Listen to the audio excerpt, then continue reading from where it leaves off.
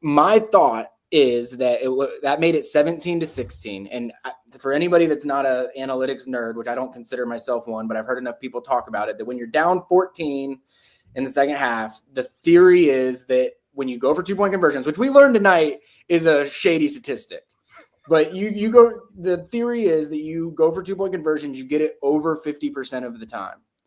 And so when you're down 14, you go for 2, because if you get it the first time, the second time gets you an extra point and you win the game. Or the first, you don't get it the first time, the second time you go for 2, and theoretically you get it over 50% of the time, you'll get it and you'll tie the game. In this situation, Georgia's down 17-0. So I think they were using similar logic where it's like, all right, you're down 17-0, you're going to have to get 2 touchdowns. So if you get it over 50% of the time, if you get it the first time, then now if Georgia Tech scores another touchdown, you're still within 2 touchdowns. So you're still within 2 scores. If you don't get it, then it looks kind of silly.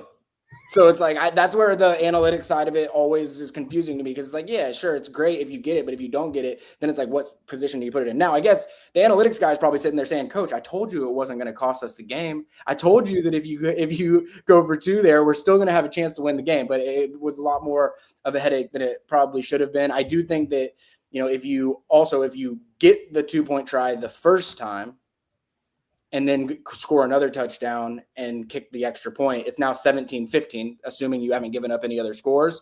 Now a field goal wins the game in regulation. Again, I'm not defending the decision. I'm just trying to understand the logic of where the math was coming in that was making them do it. I was dumbfounded by it, but Kirby Smart doesn't make those types of decisions typically. That decision, and then the decision to go for it on 4th down early in the game when it's 4th and 2, I don't hate the decision to go for it. But you're down 3 early, and now that we know this is a 44-42 game, every situation and decision mattered.